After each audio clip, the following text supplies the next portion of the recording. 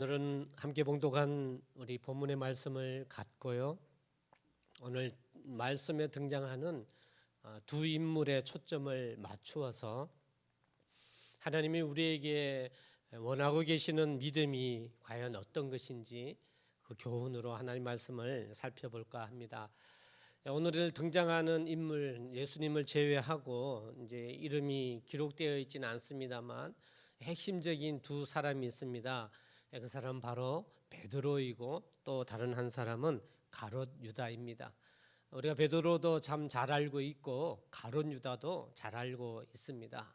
주님의 12 제자 중에 그런 두 사람입니다만 오늘 과연 하나님이 이 두 사람을 통하여 저희에게 이 본문의 말씀을 주시면서 우리에게 원하시는 믿음이 무엇인지 또 우리가 어떤 믿음을 가져야 될지 하나님이 주시는 말씀으로 저희가 받아들이기를 원합니다. 오늘 말씀의 배경은 최후의 만찬, 우리가 알고 있는 주의 만찬 또 성만찬이라고 알고 있는 유월절 만찬. 이 만찬 후에 이제 주님이 마지막으로 만찬을 끝내고 십자가에 돌아가시게 됩니다. 떡을 뗀 후에 잔을 나눌 때입니다. 그러니 이제 식사 중에 떡을 먹고 이제 잔을 나누는 그때에 주님이 이야기를 하셨습니다. 21절 말씀에 보니까 주님께서 하신 말씀이 이렇게 말씀합니다. 이제 잔을 나누고 난 후에 21절 그러나 보라 나를 파는 자의 손이 나와 함께 상 위에 있도다. 주님이 이렇게 말씀하십니다. 참 이제 분위기 깨는 말씀이 될 수도 있죠. 이제 만찬을 나누는데 주님이 이런 말씀을 하셨습니다. 그런데 이런 말씀을 하지 않을 수가 없었습니다. 이제 마지막 부분이기 때문에 주님이 식사 시간에 이 말씀을 하게 됩니다. 정말 청천벽력 같은 말이고 이제 분위기를 깨는 말이지만 하나님의 나라에 대한 또 믿음에 대하여서 가르치셔야 되기 때문에 주님이 말씀을 꺼냈습니다. 지금 상 위에 손은 많이 있죠. 12제자 주님까지 해서 13명의 손이 상 위에 있는데 이게 누가 팔자인지에 대한 지적은 누구다라는 지목은 하지 않으셨습니다. 하지만 분명한 건 12명 중에 한 사람이다라는 건 우리가 충분히 알고 있습니다. 주님께서 이렇게 말씀하고 나니 이 이제 분위기 속에 이런 말들이 왔다 갔다 합니다. 23절 말씀 보니까 과연 우리가 서로 묻되 서로 수군수군합니다. 우리 중에서 이 일을 행할 자가 누구일까? 서로가 여러분 상상해 보십시오. 주님이 12명의 제자와 함께 식사를 하는데 나를 팔 자가 지금 나의 팔자의 손이 이 상 위에 있다. 그래 너희 중에 나를 팔 사람이 있다라고 하니 제자들이 막 수군수군합니다. 자기들끼리 누굴까 나는 아닌데라고 수군수군합니다. 여러분 결론이 나지 않았겠죠. 몰랐겠죠. 그런데 성경 말씀에 의하면요. 마가복음 14장 26절에 의하면 저희가 찬미하고 감난산으로 나가니라. 감난산에 기도하러 가셨죠. 식사 끝나고 주님이 기도하러 가셨습니다. 그 감난산으로 갔는데 그 감난산으로 가면서 식탁 위에서 과연 우리 중에 누가 주님을 팔까 수군수군 거렸던 이 대화의 거리가 감난산으로 가면서까지 이어진 걸로 보이고요. 그 감난산에서는 어떤 논쟁의 대화의 주제로 바뀌었냐 하면은요 24절 말씀입니다. 여러분 24절을 한번 같이 읽어봅니다. 시작. 또 그들 사이에 그중 누가 크냐 하는 다툼이 난지라. 주님은 분명히 나를 팔 자가 이 자리에 있다라고 말씀하셨는데 제자들의 관심은 생각은 누가 팔 거냐에서 누가 더 크냐라고 다툼으로 바뀌어서 변질된 이런 상황이 성경의 말씀에 나옵니다. 여러분 주님께서는 분명히 이 논쟁의 이제 여지에서 하나님이 가르치시고자 하는 의지가 있었을 테고 목적이 있었을 텐데 하나님의 나라에 대한 가르치심이십니다. 그래서 오늘 본문에도 9절 말씀에 내 아버지께서 나라를 내게 맡기신 것 같이 나도 너에게 맡겨, 하나님의 나라에 대한 가르치심을 이어가는데요. 하나님의 나라에 대한 가르치기를 원하는데 이 제자들 중에 26, 27절 이제 말씀해 보니까 다시 그 대답을 하시죠. 이 논쟁을 듣고 있던 주님이 누가 더 크냐 다툼이 일어났다라고 성경에 표현할 정도인데 서로 내가 더 크다라고 이렇게 아마 소리가 높았던 것 같습니다. 주님이 이걸 듣고는 26, 27절 말씀에 그렇게 분명히 말씀합니다. 어떤 자가 큰 자냐고요? 큰 자는 젊은 자와 같고 다스리는 자는 섬기는 자와 같다, 이렇게 표현합니다.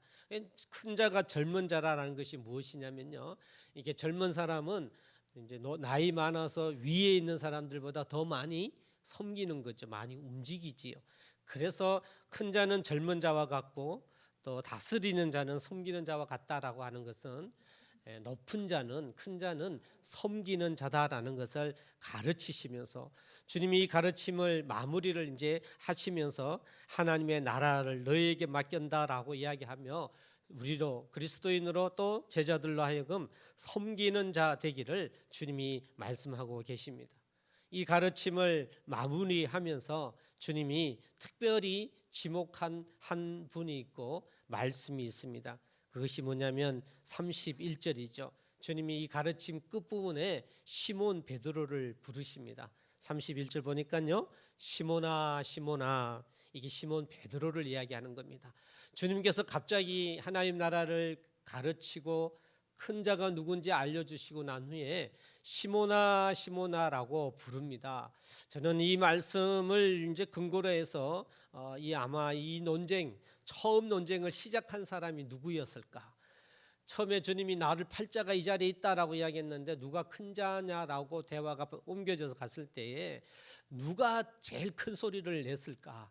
저는 한번 이 대목에서 주님이 시몬을 부르는 대목에서 생각해 보건대, 아마 짐작해 보건대 베드로가 아닌가 싶습니다.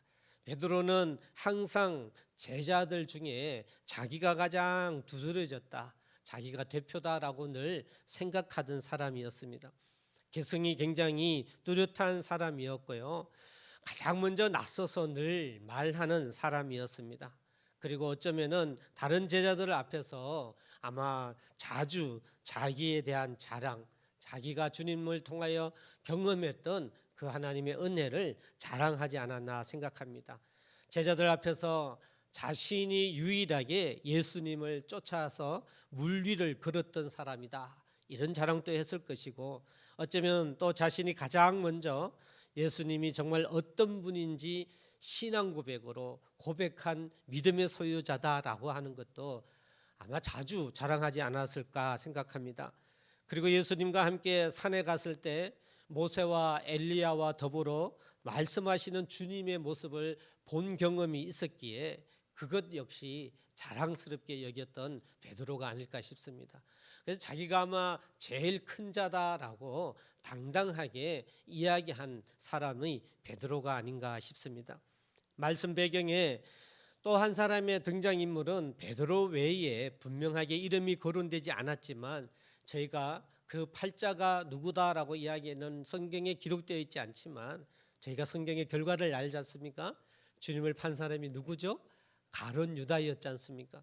그래서 이미 가룟 유다도 중요한 등장의 한 인물입니다. 여러분, 가룟 유다는 과연 어떤 사람인가? 성경을 근거로 해서 가룟 유다를 성격을 좀 생각을 해본다면요, 베드로와는 굉장히 상대적입니다. 가룟 유다는 굉장히 이성적이며 지성적인 사람이었습니다. 예수님의 제자로서 가장 신실했기 때문에, 믿을만 했기 때문에 재정을 담당하였고 그 제자들의 모든 살림살이를 도맡은 사람이었습니다. 베드로처럼 겉으로 드러내어 잘난 척도 하지 않았고요, 성급하지도 않았으며 어쩌면 항상 말을 아끼는 지혜로운 사람이었을 것입니다. 여러분, 그러나 오늘 본문에 이 가룟 유다에게 향한 주님의 말씀과 오늘 또 본문에 등장하는 베드로를 향한 주님의 말씀, 이 두 가지가 등장하는데요, 이 두 가지에는 차이가 있습니다. 여러분, 우선 가룟 유다에게 한 말씀, 분명하게 가룟 유다에게 지적하지는 않았습니다만, 하긴 베드로는 분명하게 베드로야 시몬아 시몬이라고 부르고 제자들 앞에 지목했지만 이 말에는 확연히 차이가 있습니다. 여러분, 가룟 유다에게는 어떤 말을 했죠? 22절입니다. 우리 22절을 한번 봉독해 보겠습니다. 시작. 인자는 이미 작정한 대로 가거니와 그를 파는 그 사람에게는 화가 있으리로다. 이게 가룟 유다에게 향한 말씀이지요. 이름은 나와 있지 않지만 가룟 유다에게는 화가 있을 거다라는 말을 했고요. 베드로에게는요, 분명하게 주님이 31절 말씀부터 포함된 베드로에 향한 말씀이 등장합니다. 너가 잠시 시험에 들어서 네 믿음이 떨어지지 않기를 내가 기도했고, 너가 시험에 들을다 할지라도 다음엔 돌이킨 후에 형제를 굳게 할 것이다 라고 32절에 베드로를 향한 말씀을 하고 있습니다. 이 말씀, 두 사람에게 한 이 말씀은 분명히 차이가 확연히 나타납니다. 베드로에게 이야기하신 말씀 31절 32절, 시몬아 시몬아 보라 사탄이 밀가부로 타려고 너희를 청구하였으나 그러나 내가 너희를 위하여 내 믿음이 떨어지지 않기를 기도하고 돌이킨 후에 내 형제를 굳게 하겠다라고 하는 이 말씀, 두 사람이 유사합니다만 다른 점, 유사한 건 가룟 유다도 주님을 배반했고 베드로도 주님을 배반했지만 이 두 사람은 근본적으로 아주 큰 차이가 있습니다. 주님이 하신 말씀의 차이도 있지만 근본적으로는 확연한 차이, 우리가 너무나 잘 알고 있습니다. 어떤 차이가 있는 것이요? 가룟 유다의 결과와 베드로의 결과는 확연히 달랐던 것입니다. 여러분, 무엇이 이 두 사람의 결과를 다르게 했을까요? 그리고 또 주님께서는 이 두 사람에게 한 이야기 중심에서 주님은 무엇을 근거로 가룟 유다에게는 이렇게 말씀하시고 베드로에게는 또 이렇게 말씀하셨을까요? 여러분, 그 차이가 무엇일까요? 가룟 유다와 베드로의 차이. 가룟 유다는 자살이라고 하는 것을 끝마쳤지만 베드로는 주님을 3번 부인한 일 속에 그는 하나님을 증언하고 증거하는 복음자로, 복음 전하는 전도자로 그의 생애를 마무리한 이 차이점이 있습니다. 과연 무슨 차이일까요? 주님이 알고 계시는 가룟 유다와 베드로의 그 차이점, 저는 믿음의 토대가 다르기 때문이다, 이렇게 한번 생각해 봅니다. 믿음의 토대.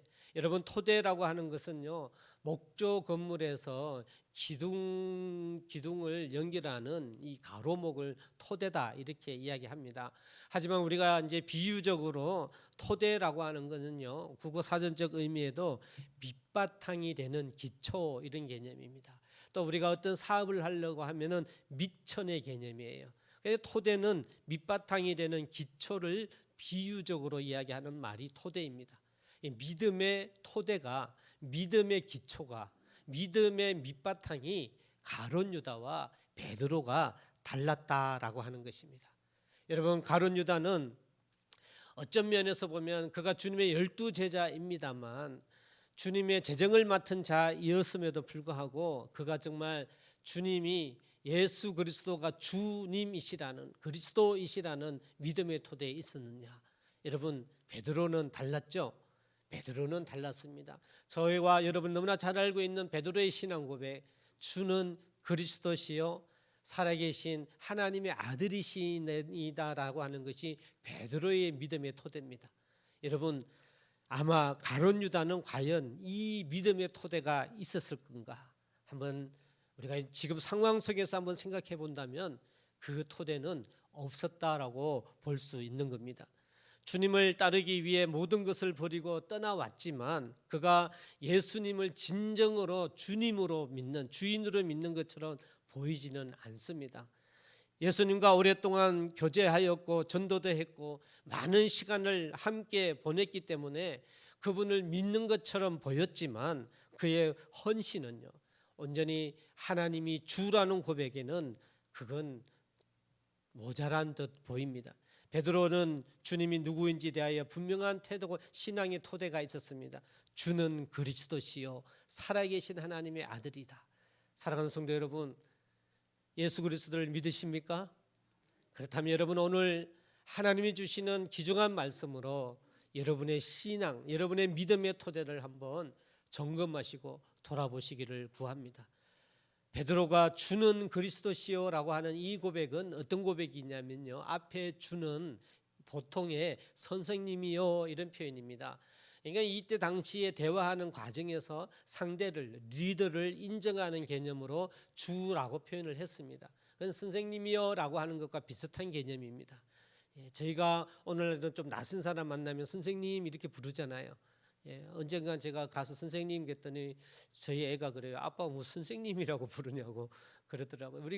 우리의 개념으로는 상대를 존중하는 개념에서 선생님 이렇게 부르지 않습니까? 이 주라고 하는 것도 그런 겁니다. 당시에 주는이라 할 때 이 앞에 주는요, 상대를 리더로 인정하는 개념으로 주는이라고 이야기하는 거고요.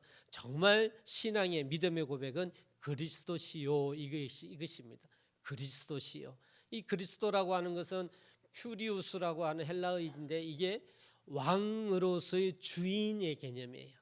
그게 진정한 나의 주인의 개념입니다. 호칭의 개념이 아니라 왕으로서 군주로 주는 나의 왕이시요, 주는 나의 주인이시요, 예수님은 나의 주인이시요 하나님의 아들이십니다라는 신앙의 고백입니다. 여러분, 베드로에게는 이 신앙의 토대가 있었고 가룟 유다에게는 이 신앙의 토대가 없었음을 알 수가 있습니다. 사랑하는 성도 여러분, 여러분도 역시 베드로의 신앙 고백처럼 주는 그리스도시요라는 신앙 고백 있는 줄 믿습니다. 그 신앙의 토대가 있어야 됩니다. 그럼 오늘 말씀의 핵심은 무엇이냐? 그 신앙의 토대가 있을 때 우리의 상황 속에서 우리 믿음이 흔들리지 않는다라고 하는 겁니다. 여러분, 가룟 유다에게는 이 신앙의 토대가 없었기에 그가 이성적이고 굉장히 똑똑한 지성적 표현으로 표현할 수 있는 사람이었습니다만 그는 처음부터 믿음의 기준이 없어서, 이 믿음의 토대가 없어서 타협적이었습니다. 그 타협적인 신앙의 모습, 예수님을 정말 왕으로, 주인으로, 나의 주인으로 인정하는 믿음이 없었기에 마태복음 26장 15절 말씀 우리 한번 찾아가 보겠습니다. 마태복음 26장 15절 말씀입니다. 마태복음 26장 15절은 저희가 같이 한번 봉독하겠습니다. 자, 가룟 유다가 배반할 때 가룟 유다가 유대인들 대제사장들을 찾아가서 한 이야기입니다. 15절입니다. 시작.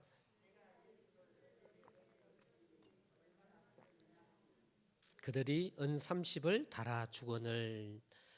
그는 굉장히 이기적이었지 않습니까? 타협적이지 않습니까? 예수님이 정말 주인으로 생각한다면, 왕 그리스도 그리고 하나님의 아들이라 생각한다면 이렇게 할 수가 없겠죠. 상황에 맞게끔. 저는 이 가룟 유다가 제정 맡은 자로서 예수님께서 아마 이 가룟 유다에게 뭐 돈을 따박따박 주지 않았을 거라 생각합니다. 그런데 이 12제자의 살림을 꾸려가려면 얼마나 힘들었겠어요. 그래서 주님이신데 내가 한번 뭐 이 자료를 제공한다고 해서 뭐 주님이 어떻게 되겠어? 차라리 이 은30을 받는 게 낫겠지. 충분히 그럴 수는 있겠죠. 하지만 그 기본적인 우리가 토대를 생각한다면 하나님을 주님으로 믿는 믿음이 부족하고 도리어 상황에 따라서, 환경에 따라서 자기가 해야 할 일에 더 열심을 해야 된다라는 어떤 인간적 개념에 따라서 아마 가룟 유다는 이런 일을 하지 않았나 보아집니다. 여러분, 예수님에 대해 잘 알고 있었습니다만, 그가 하나님을 향한 이를 의욕도 있었습니다만 그에게 있어서는 정말 하나님의 아들입니다. 예수님은 그리스도십니다라고 하는 이 믿음의 토대는 없었다고 볼 수가 있습니다. 그 인생의 결과 역시 마찬가지입니다. 가룟 유다의 인생의 결말도 보면 우리가 알 수가 있지요. 마태복음 27장 저희가 찾아갔으니 27장 3절에서 5절 말씀 한번 보십시오. 가룟 유다의 마지막입니다. 3절에서 5절입니다. 역시 우리 한 목소리를 읽어봅니다. 시작. 그때 예수를 판 유다가 그의 정죄됨을 보고 스스로 뉘우쳐 그 은 30을 대제사장들과 장로들에게 도로 갖다 주며 이르되 내가 무죄한 피를 팔고 죄를 범하였도다 하니 그들이 이르되 그것이 우리에게 무슨 상관이냐 내가 당하라 하거늘 유다가 은을 성소에 던져놓고 물러가서 스스로 목매어 죽은지라. 여러분, 가룟 유다가 자기 자신이 이 말씀으로 근거하면 자기 자신의 잘못이 무엇인지 인식을 했습니다. 그래서 그 정죄됨을 보고 스스로 뉘우쳐 자기 스스로 그것이 잘못됨을 뉘우쳤죠. 그래서 은 30을 대제사장들과 장로들에게 도로 갖다 주고 이렇게까지 이야기를 했습니다. 그리고 내가 무죄한 피를 파고 죄를 범하였도다 라는 표현까지 했습니다. 윤리적 도덕적으로 의식이 있는 사람이죠. 상식적으로 판단력이 있는 사람인 것은 분명합니다. 하지만 주님이 그리스도이심은 알지 못했습니다. 그의 믿음의 토대는 분명치 못했습니다. 주는 그리스도시여 살아계신 하나님이시다라는 베드로의 고백을 가룟 유다는 갖고 있지 못했던 것입니다. 여러분, 만약 가룟 유다가 이 사실을 믿음의 태도로 갖추었다면 은 30까지 돌려주는 것까지 좋고 거기에서 이 대제사장들과 장로들이 이건 너 책임이야 라고 그 책임을 가룟 유다에게 전가했을 때 마음에 큰 부담이 왔을 그때에 회개까지 만약에 진정을 했다면, 진정한 주는 그리스도라는 돌이킴을 했다고 한다면 여러분 스스로 죽지는 말아야 되는 겁니다. 여러분, 자살은 그가 하나님의 은혜와 무관한 사람, 하나님은 그리스도이시다라고 하는 무관한 삶, 그 신앙을 드러내 보이는 그런 행위에 불과한 것입니다. 예수님 옆에 있는 제자였지만 그에게는 아무런 그 어떤 믿음의 토대도 살펴볼 수 없었다, 이렇게 보아지는 것입니다. 사랑하는 성도 여러분, 과연 나의 믿음의 토대는 어떠한가? 우리가 주님을 그리스도라고 고백을 한다면 나의 삶은 어떠한가? 수많은 사람들이 주님을 구주라 입술로 고백을 하지만 삶 가운데 예수님을 참 주님으로 인정하며 살아가느냐라는 데는 의문을 던져볼 필요가 있습니다.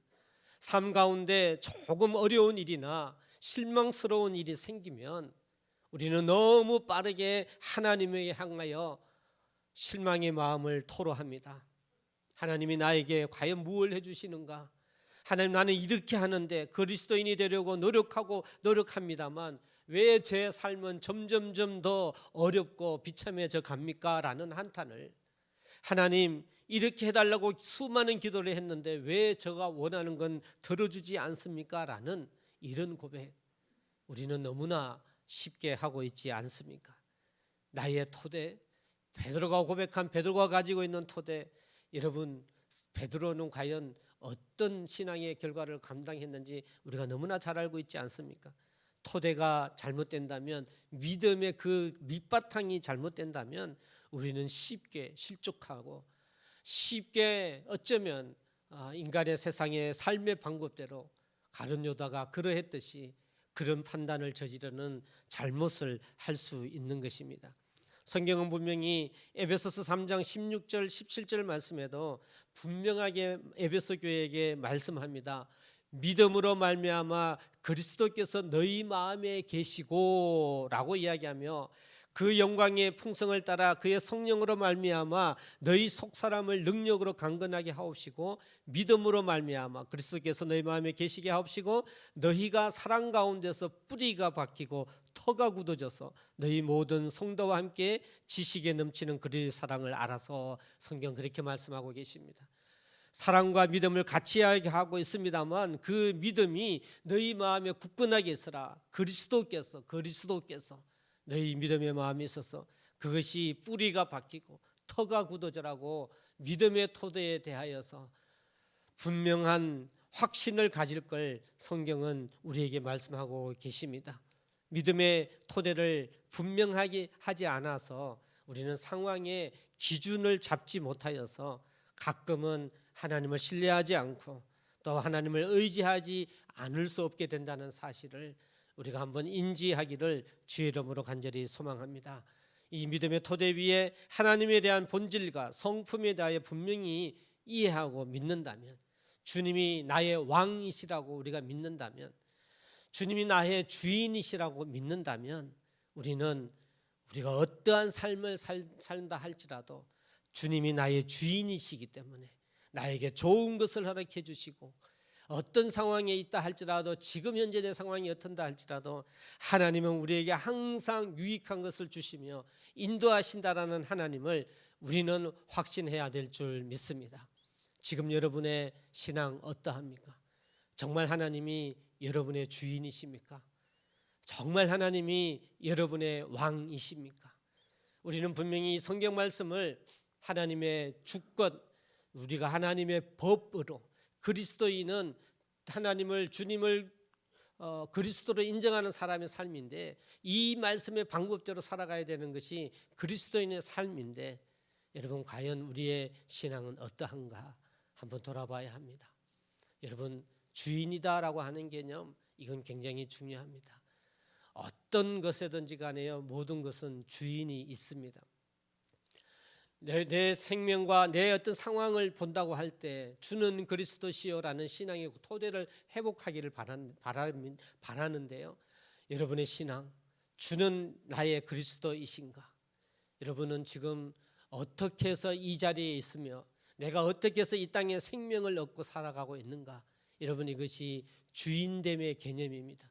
주는 그리스도시요라는 신앙의 개념에서 정말 주님이 나의 주인이시냐라는 신앙의 고백, 여러분은 갖고 계시냐라는 겁니다. 여러분, 지금 여러분의 생명과 여러분이 살아가고 있는 이 인생, 여러분의 몸, 이 몸의 주인이 누구냐라고 하는 겁니다. 그리고 그것이 정말 하나님임을 인정하고 계시냐라는 것입니다. 여러분, 여러분의 몸이 누구의 것입니까? 누가 주인이십니까? 지금 여러분이 살아가는 생명이 과연 누구의 것입니까? 누가 주인입니까? 예수 믿지 않는 사람은요, 주님이 주인이라 고백을 하지 못합니다. 여러분, 오늘 본문의 말씀 가룟 유다에게 향한 건 주님의 12제자 중에 하나입니다. 오늘날 많은 그리스도인에게, 이 자리에 있는 혹은 하나님의 사람인 성도 여러분에게 주님이 말씀하고 계십니다. 진정 여러분의 생명, 여러분의 목숨, 여러분의 몸의 주인이 하나님이심을 여러분 인정하고 계십니까? 여러분, 주권이라고 하는, 주인됨이라고 하는 건요, 반드시 어떤 대가를 치를 때 주인의 역할을 감당합니다. 주권의 역할, 주인의 역할은 대가를 지불해야만 주인이 됩니다. 여러분, 그렇죠?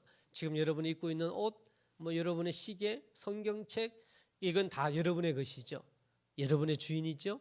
안경이든 무엇이든 다 여러분의 것은 여러분이 주인입니다. 왜 그렇습니까? 여러분이 대가를 지불했기 때문에 그래요. 돈의 대가를 지불하고 소유권을 가지고 있는 거예요.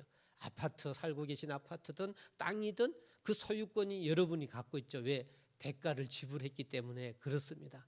모든 건 대가를 지불을 해야만 주인이 되는 겁니다. 그런데 내 몸은요, 여러분의 몸이 여러분의 것이 아닌 이유가 있습니다. 그건 무엇이냐면, 여러분 생명을, 여러분 몸을 갖기 위하여 그 무엇도 대가 지불한 것이 없거든요. 여러분, 그렇죠?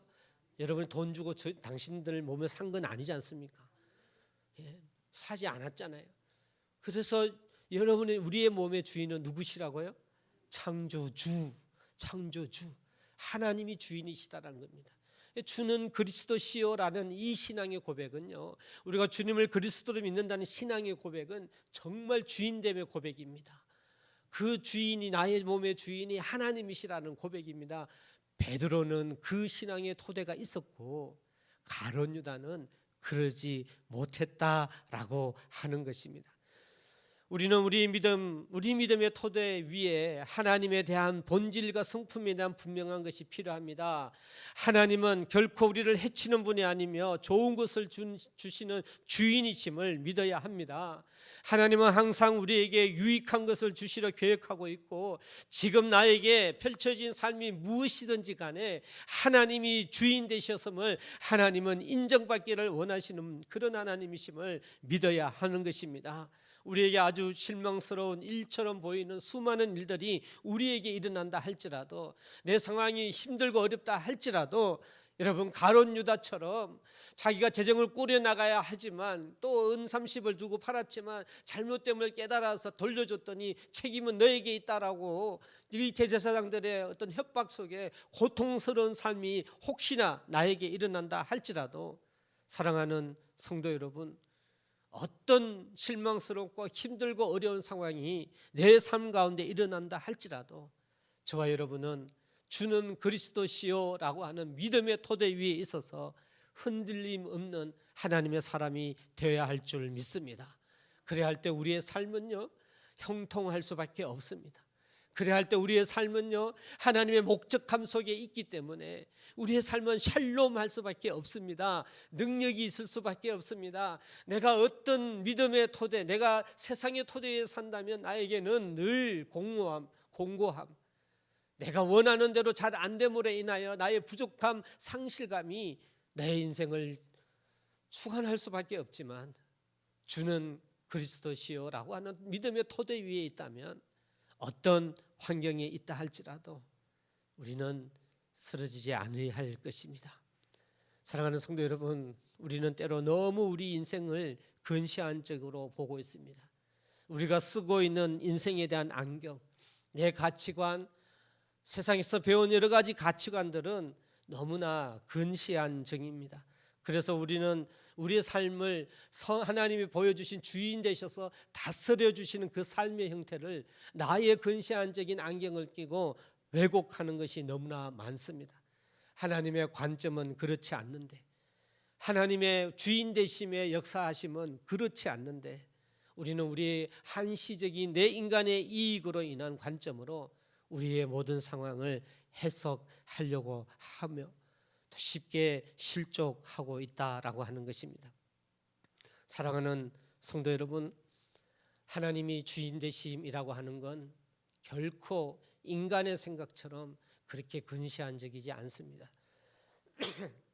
하나님이 나에게 생명 주시고 지금 왕 되신다라고 하는 것은요, 지금 여러분이 겪고 있는 삶이 어떤 삶이라 할지라도 그 이상임을 믿으시기를 바랍니다. 오늘 본문에 베드로를 향한 주님의 말씀이 그 사실을 알려주고 계십니다. 31절, 32절 말씀해 보니까 시몬아 시몬아, 우리 31, 32절 같이 한번 봉독합니다. 시작.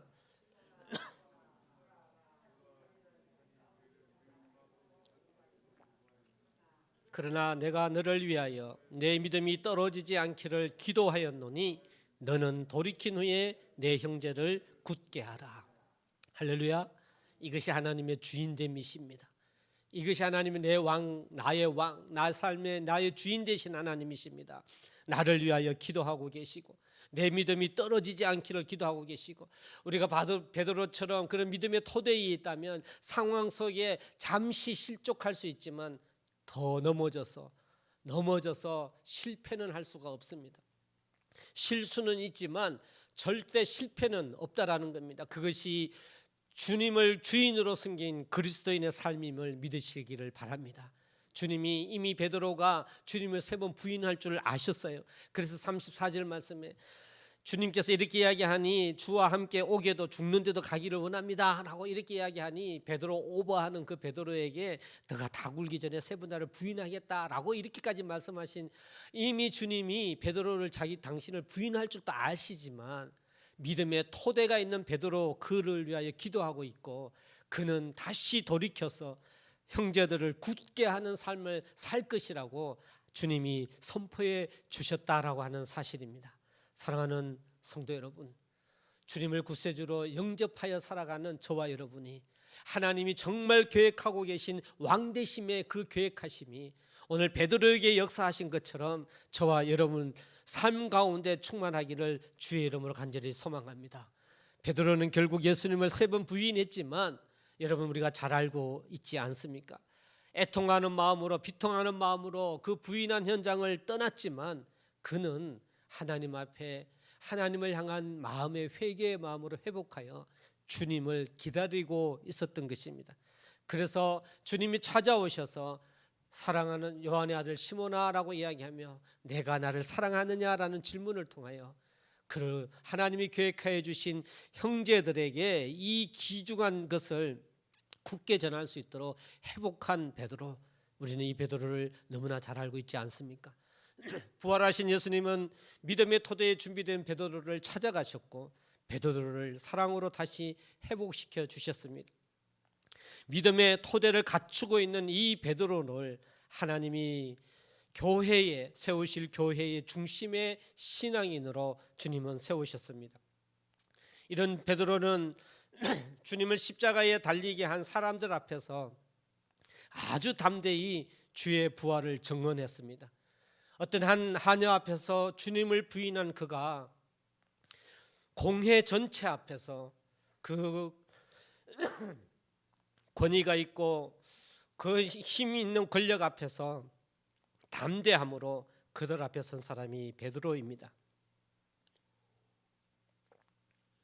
베드로는 주를 위해 열심을 다하다가 수많은 해가 여러 해 흐른 후에 십자가에 거꾸로 매달리게 된 그런 하나님의 사람이 된 것입니다. 자신이 주님과 같은 방식으로 죽임을 당할 자격이 없다고 생각했기에 그는 거꾸로 십자가에 매달려 그의 사명을 온전히 감당했습니다. 그렇게 그는 굳은 믿음의 반석이 되었던 것입니다. 사랑하는 성도 여러분, 하나님은 오늘 우리 본문을 통하여서 베드로가 가졌던 이 믿음의 토대를 갖기를 원하십니다. 이제 저와 여러분은 이 믿음을 누구도 빼앗아 갈 수 없고 또 우리가 어디에도 빼앗을 수 없으며 어떤 상황에서도 잃을 수 없는 그런 믿음의 토대로 우리가 하나님의 사람으로 일어나야 될 줄 믿습니다.